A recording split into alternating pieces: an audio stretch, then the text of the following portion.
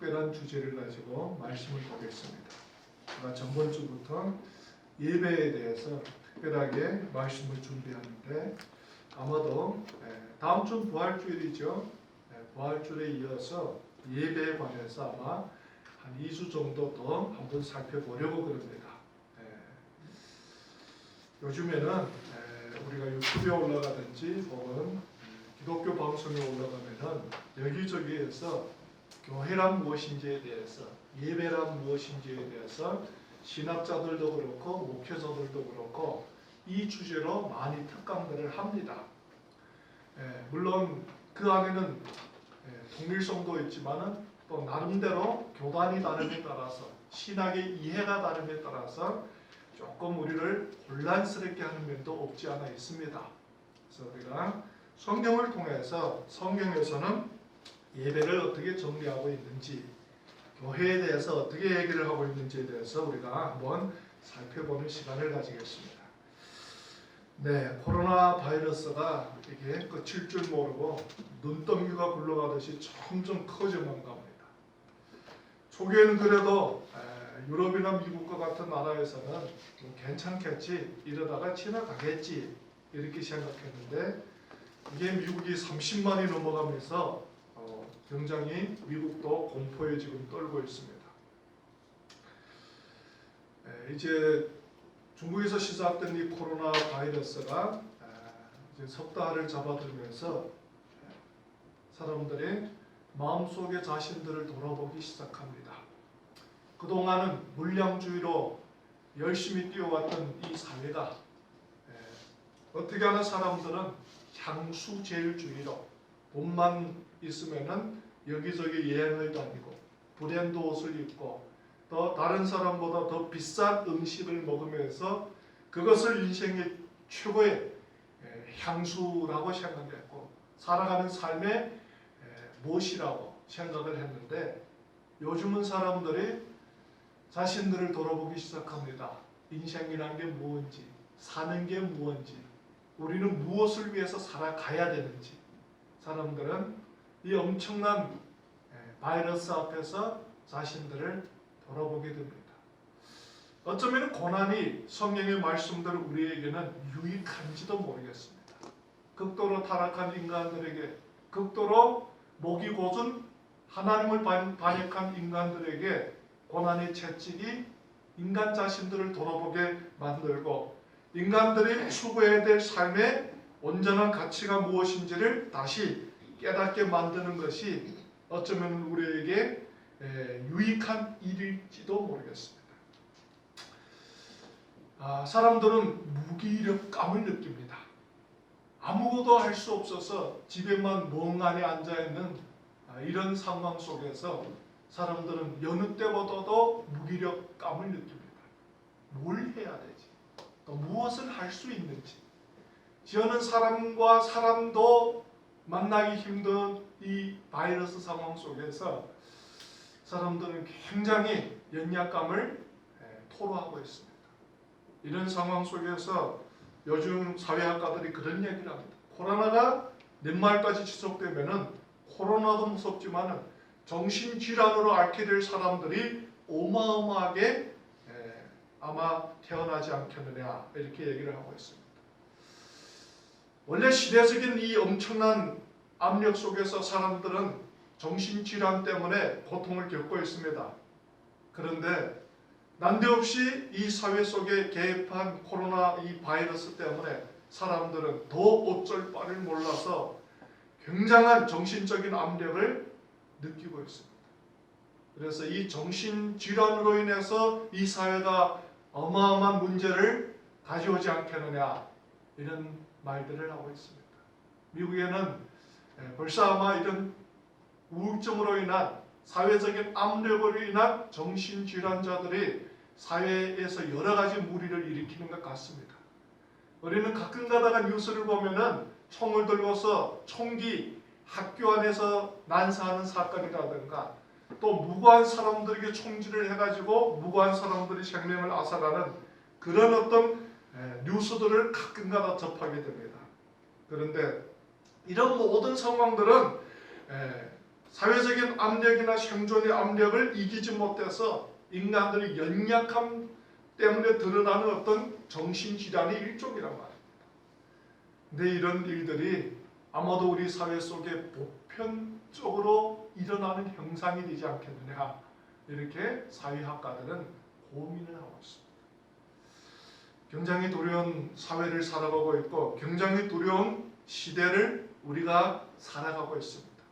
무엇으로 이 시대를 상대를 해야 되고 무엇으로 이 고난을 이겨나가야 될지 우리는 심사숙고를 해봐야 됩니다. 오늘 이 말씀 주제를 제가 깨어진 예배라는 제목을 달면서 너무 좀 극적으로 제목을 달지 않았느냐 이런 생각을 하면서 깨어진 예배가 인간에게 가져다 주었던 그 어마어마한 인간의 대가에 대해서 한번 살펴보면서 우리가 참된 예배 속으로 들어가는 길만이 우리의 유일한 살 길이라는 것을 한번 살펴보는 시간을 가지겠습니다. 하나님이 아담과 하와를 만드시고 에덴이라는 아름다운 동산으로 보냅니다. 정말 그 속에서 마음껏 하나님을 예배하고 하나님과의 깊은 교제 속에서 영혼과 육신의 만족을 누려가기를 원했던 게 주님의 마음이었습니다. 그런데 아담과 하와가 불순종함으로 말미암아 에덴에서 하나님으로부터 추방을 당해서 에덴 동편 땅에서 생존을 하게 됩니다. 오늘 여러분들 이 4장을 우리가 읽었는데 그 3장에서 보면은 죄를 진 아담과 하와가 에덴 동산에서 생활을 하다가 지금 이 4장이 시작이 되는 거죠. 그래서 4장 1절이 이렇게 시작됩니다. 아담이 그 아내 하와와 동침함에 하와가 잉태하여 가인을 낳고 이르되 내가 여호와로 말미암아 득남하였다 하니라. 그가 또 가인의 아우 아벨을 낳았는데 아벨은 양치는 자이었고 가인은 농사하는 자이었더라. 이렇게 시작이 됩니다. 에덴 동산에서 추방을 당하면서 하나님이 아담과 하와가 약속을 합니다. 그걸 우리는 원시복음이라 그러죠. 창세기 3장 15절 잘하는 말씀이죠. 내가 너로 여자와 원수가 되게 하고 너희 후손도 여자의 후손과 원수가 되게 하리니 여자의 후손은 네 머리를 상하게 할 것이요 너는 그의 발꿈치를 상하게 할 것입니다 하시고, 아담과 하와가 에덴으로 다시 돌아가는 하나님과의 약속을 하나님이 아담과 하와가 하는데, 아담과 하와가 붙잡고 가야 될 것은 여자의 후손이라는 이 언약, 약속의 자녀가 태어나기를 기다리는 것밖에 없었습니다. 그래서 4장 1절에 이런 말씀이 나오는 겁니다. 아담이 그 아내 하와와 동침함에 하와가 잉태하여 가인을 낳고 이르되 내가 여호와로 말미암아 득남하였다 하니라. 우리가 아들을 가졌나이다 하는 게 아니라 여호와로 말미암아 득남하였다라고 고백합니다. 무슨 말입니까? 주님이 아담과 하와 우리하고 하신 그 약속을 하나님이 이제는 성취해 주시옵소서, 이런 고백이라는 겁니다. 우리가 에덴에서 나와서 에덴 동산 동편에서 지금 생활을 하고 있는데, 에덴 동산은 정말 그 속에 있는 과일이나 물론 그 속에 있는 모든 것이 오늘날 이 세상에 창조된 다른 만물보다 더 아름답고 더 맛있었겠느냐? 그렇지 않았단 말이에요. 하나님이 창조는 어디에나 아름다운 거였습니다. 에덴 동산만 아니었다는 거예요. 그래서 하나님이 창조를 마치시고 창조한 만물을 보고 뭐라 그럽니까? 내가 보기에 좋았더라, 이렇게 고백을 하는 겁니다. 그런데 왜 에덴 동산을 이 구별된 땅 속에 아담과 하와를 허락했느냐? 거기에는 하나님의 함께 하심이 있었기 때문에 그렇습니다. 그 에덴 동산 속에는 하나님의 임마누엘이 있었다는 겁니다.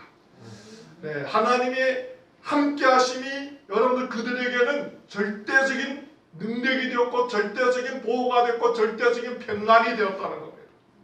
오늘도 우리는 절대 진리인 그리스도 안에서 살아간다고 하지만은 절대 진리인 그리스도 안에서 살기보다는 연약한 인간의 지혜를 의지해서 살아갈 때가 더 많습니다.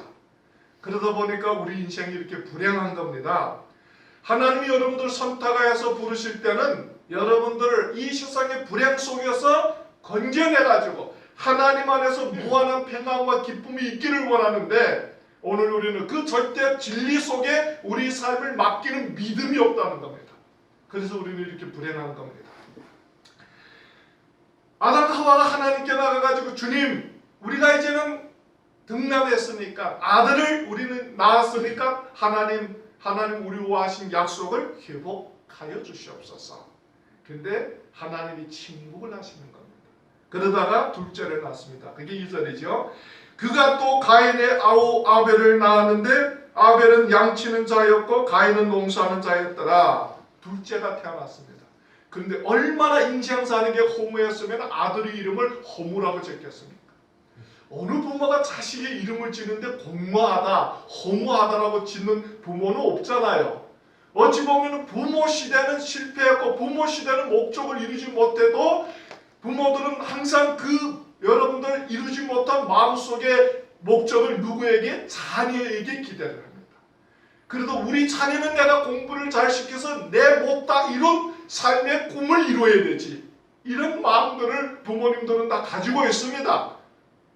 다 그렇잖아요. 자녀들을 정말 내가 이 세상에서 성공 못했던 거, 내 이 세상에서 누리지 못했던 거 우리 자녀들은 누리게 만들어야 되지. 이런 욕망을 다 가지고 있다는 겁니다. 근데 오늘 성경에 보니까 아담과 하와는 둘째 아들을 낳는데 이름을 뭐라 짓습니까? 허무하다 이러는 겁니다. 성씨는 아씨니까 아허무 이렇단 말입니다. 이름이 아허무. 참 이름도 희한합니다. 이름을 허무라고 짓습니다. 정말 인생 사는 게 얼마나 힘들고 피곤했으면 이렇게 짓겠습니까? 하나님이 오는 인생의 허무와 피곤함을 아담과 하와는 너무 잘 알았습니다. 우리는 이 세상에서 살면서 하나님을 먼저 만난 것이 아니라 살다가 하나님의 은혜로 선택을 받았기 때문에 하나님을 모를 때도 이 세상의 허무함을 인간의 방법으로 해결해 가려고 합니다. 우리는 거기에 익숙했습니다. 육신의 즐거움으로 해결해 가고 있고, 많은 학문을 우리가 습득하는 것을 해결해 가려고 하고 있고, 또 이 세상의 성공을 통해서 우리 마음속의 허무함을 해결해 가려고 하고 있고, 여하튼 이 세상 사람들은 이 세상에서 살아가는 삶의 방법과 수단으로 인간의 마음의 공허함을 달래가려고 합니다. 그게 인간의 방법이란 말입니다. 그런데 달래지는 말이에요. 달래지지 않습니다. 그래서 우리는 가끔 가다가 이런 사람들을 봅니다. 야, 저만 하면 성공한 것 같은데, 저만 하면 인생 멋있게 살아가는 것 같은데 어느 날인가 저 사람이 마약을 했다는 겁니다. 저 사람이 어떤 특별한 인간으로서 선택하지 말아야 될 극적인 삶을 선택했다는 겁니다. 저 사람이 우울증에 걸려서 십몇 층에서 뛰어내려서 자살을 했다는 겁니다. 참 받아들이기 어렵습니다. 저 사람이 가지고 있는 100분의 1만 가져도 우리는 만족하며 살 것 같은데 왜 저 사람이 저렇게 운명을 종결을 졌을까? 허무함, 공허함 때문에, 이 세상이 주는 사회적인 압력 때문에 결국에는 자기의 생명을 마감을 하는 선택을 하게 됩니다.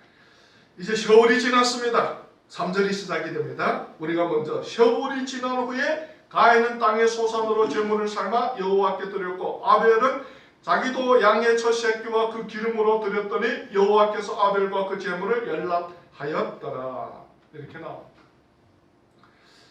여러분들 아마 가인과 아벨이 부모들한테 가장 많이 물어봤던 게 있었다면은 인생이 과연 무엇입니까? 라는 질문이 아니었겠느냐 생각이 됩니다. 가끔 가다가 자녀들이 부모한테 어느 정도로 커가면서 물어보는 질문 중에 하나가 왜 사느냐라는 질문입니다. 왜 삽니까? 라는 질문.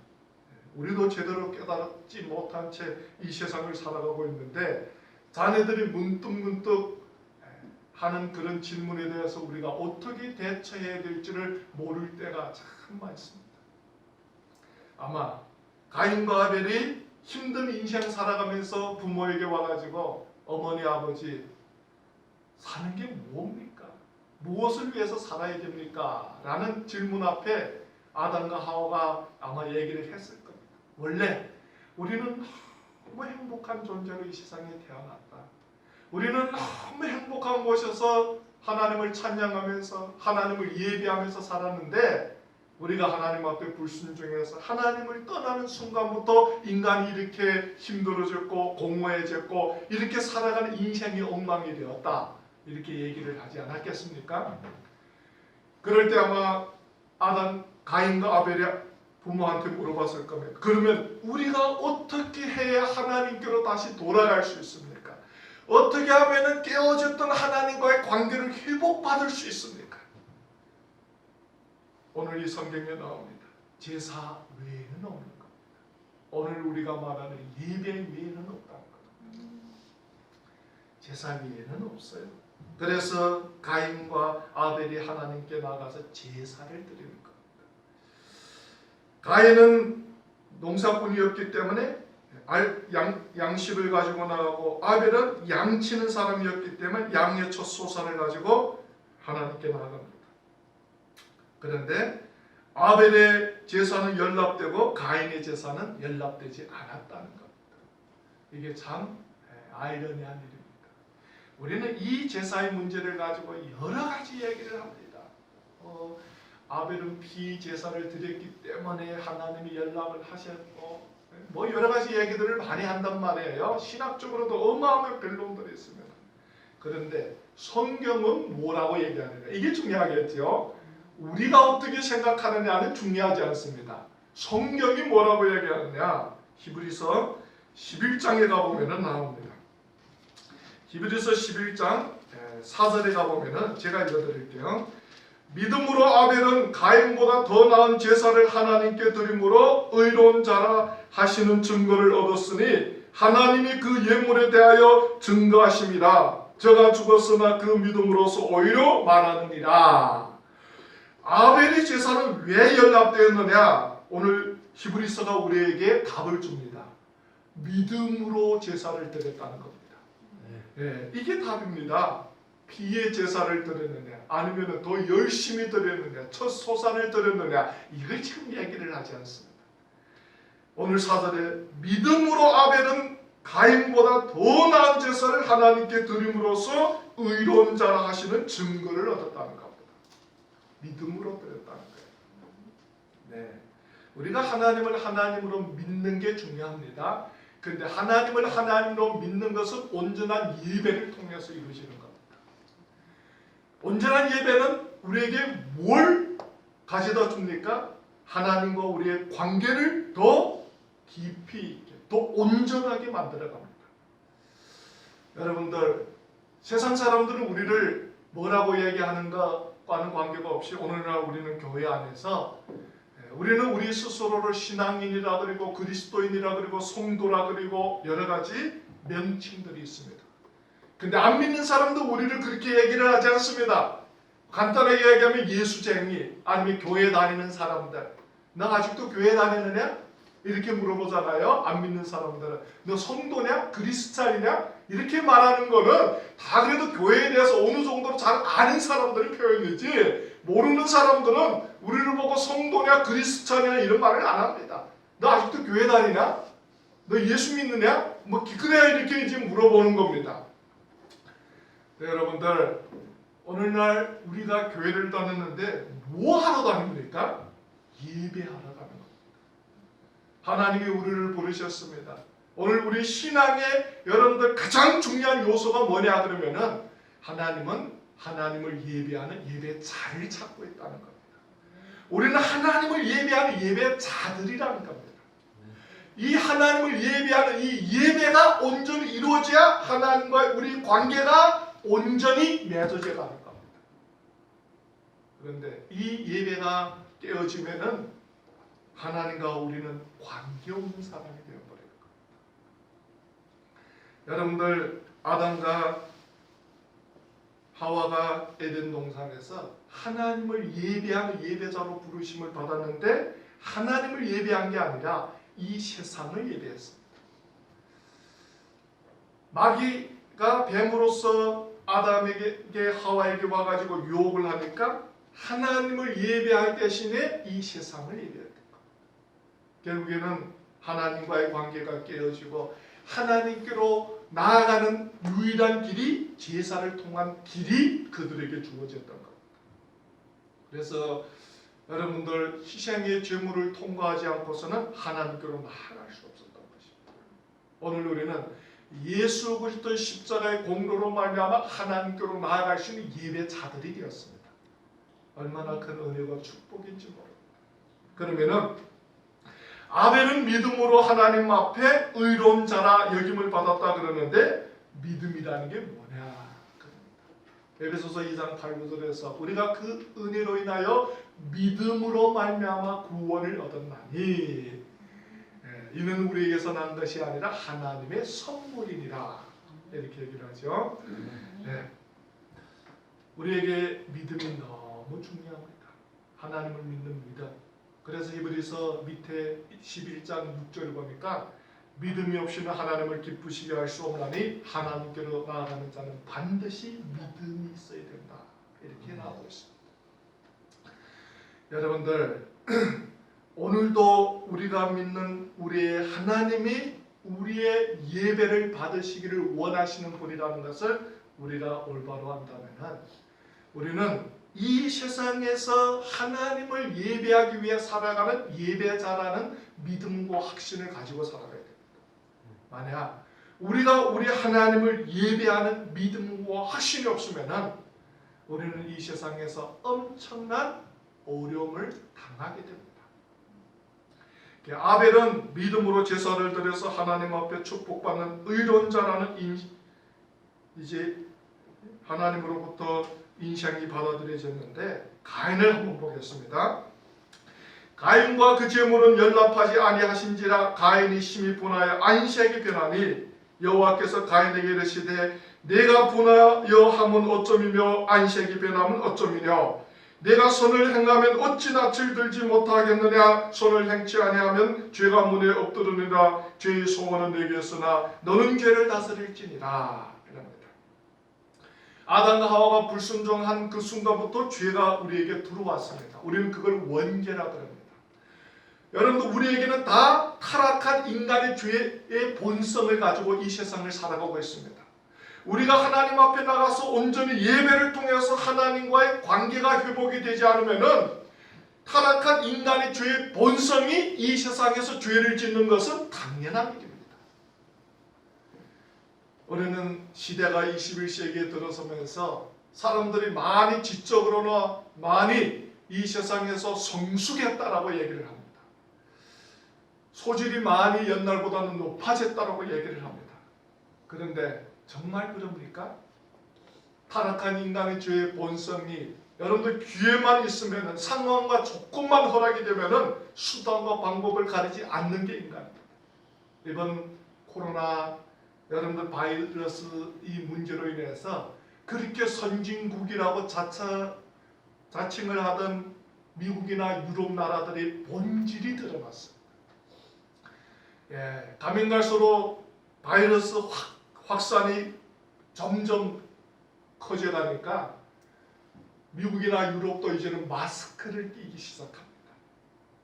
돈은 자기들이 어떤 가지고 있던 문화적인 어떤 의식으로 마스크를 배척을 했다가는 온 나라가 그냥 온통 코로나 바이러스 감염이 될 확률이 높으니까 의학을 하시는 분들이나 혹은 전문의들이 마스크를 끼는 것이 코로나를 방지하는데 아주 좋은 대책이라는 것을 얘기를 했는데 여러분들 그 상황 속에서 유럽이나 미국이 이제는 마스크를 받아들이기 시작한 겁니다.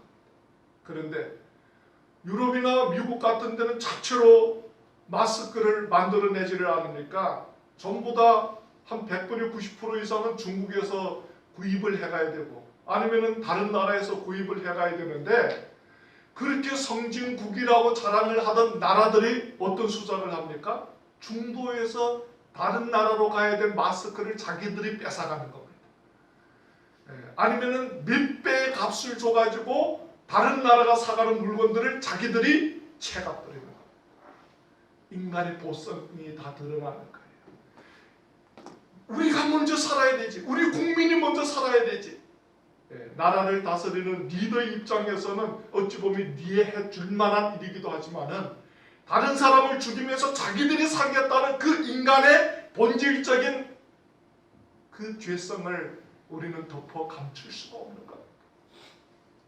그래서 이 21세기에 들어선 이 시대에 와서도 아무리 인간들이 지적인 수준이 얼마나 높아졌든지 도덕 윤리가 얼마나 높아졌든지 관계가 없이 사람들은 본질적으로 타락한 죄의 본성을 가지고 살아가고 있다는 것을 덮어 감출 수가 없습니다. 여러분도 오늘 이 가인의 삶을 보니까 아벨의 제사가 연락되고 가인의 제사가 연락이 되지 않았는데 가인은 분노했다 그랬습니다. 누구에게? 하나님께 분노하기보다는 자기의 동생 아벨에게 분노를 한 겁니다.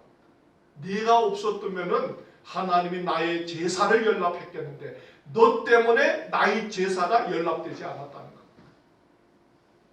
여러분들 어찌 보면 이것이 오늘날 우리 인간의 모습인 것 같습니다. 문제가 생기면은 우리는 항상 어찌입니까? 너 때문이라는 겁니다. 네가 없었으면 내가 이렇게 되지 않았겠는데 네가 없었으면 내가 이런 봉변을 당하지 않았겠는데 우리는 언제라도 우리 자신을 돌아보지 않습니다. 우리는 정말 내 문제 때문에 인생이 엉망이 되어가고 내 문제 때문에 내가 이런 지금 위기를 경험하고 있다는 것을 우리는 인정하지를 않습니다. 가인도 똑같습니다. 분노를 하는 것. 하나님은 내 제사를 연락할 수 있었는데 아벨이라는 노름이 있었기 때문에 하나님이 내 제사를 연락하지 않았다라고 생각합니다. 이게 타락한 인간의 본성입니다. 여호와께서 가인에게 이르시되 내가 분하여 하면 어쩌이며 안식이 변하면 어쩌이냐 내가 선을 행하면 어찌 낯을 들지 못하겠느냐 선을 행치 아니하면 죄가 문에 엎드리니라 죄의 소원은 내게 쓰나 너는 죄를 다스릴지니라. 여러분들 성경에 보니까 이런 말씀이 있습니다. 우리에 대해서 마귀가 우는 사자같이 삼킬 자를 찾고 있다 그럽니다.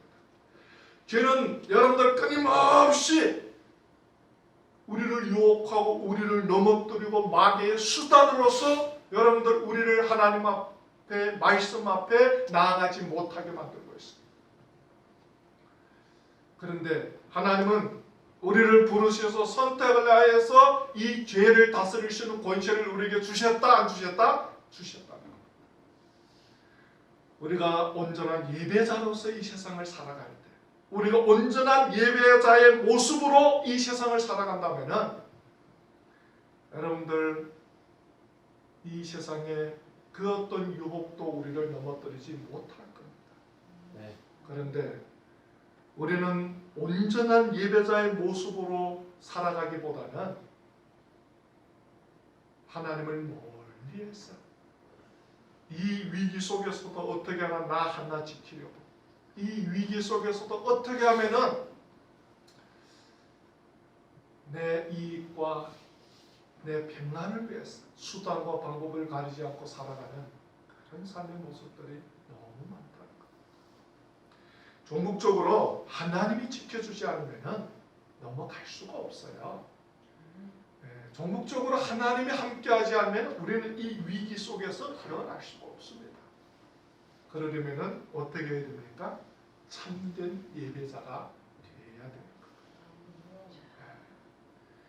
정말 이 엄청난 위기 속에서 우리가 할 수 있는 일이 아무것도 없어요. 뭘 하겠습니까? 어떻게 하면 내가 하나님 앞에 온전한 예배자로 살아갈 수 있겠냐. 그래서 로마서 12장에서 우리에게 가르쳐 주죠. 로마서 12장 제가 여러분들에게 읽어드리겠습니다. 12장 1절 2절에서 이렇게 나옵니다. 그러므로 형제들아 내가 하나님의 모든 자비하심으로 너희를 권하노니 너희 몸을 하나님이 기뻐하시는 거룩한 산제사로 드리라. 이는 너희의 들을 영적 예배니라. 너희는 이 시대를 본받지 말고 오직 마음을 새롭게 함으로 변화를 받아 하나님이 선하시고 기뻐하시고 온전한 뜻이 무엇인지 분별하도록 하라. 네, 이제 바울이 로마 교회에 편지를 서신을 보내면서 하시는 말씀인데 하나님의 모든 자비하심으로 너희를 권한다 이럽니다. 무엇을 권하느냐? 너희 몸을 하나님이 기뻐하시는 거룩한 산제사로 드리라는 겁니다. 여러분들 우리는 하나님 앞에 나갈 때까지 우리는 하나님 앞에 예배자로서 살아가는 사람들입니다. 언제 이 예배가 끝나느냐? 하나님 앞에 나가는 순간까지 여십니다. 이제 하나님 앞에 우리가 나설 때 여러분들 우리는 하나님과 같이 영원한 축복 속에 또 영생 속에 천국 속에서 이제 살아가게 됩니다. 그런데 오늘 여기에서 하나님은 바울을 통해서 우리 몸을 하나님이 기뻐하시는 거룩한 산제사로 주님 앞에 드리라는 겁니다. 그러면 이게 무슨 말이냐? 그럽니다. 이제 갈라디아서 2장 20절에서 이렇게 나옵니다. 내가 예수 그리스도와 함께 십자가에 못 박혔은즉 이제는 내가 사는 것이 아니라 내 안에 예수 그리스도를 위해서 사시는 것이라는 겁니다. 우리가 제물로서 하나님 앞에 드려졌어요. 이제는 나를 위해서 사는 인생이 아니라 주님을 위해서 사는 인생이라는 겁니다. 그게 하나님 앞에 온전한 예배자의 삶이라는 겁니다.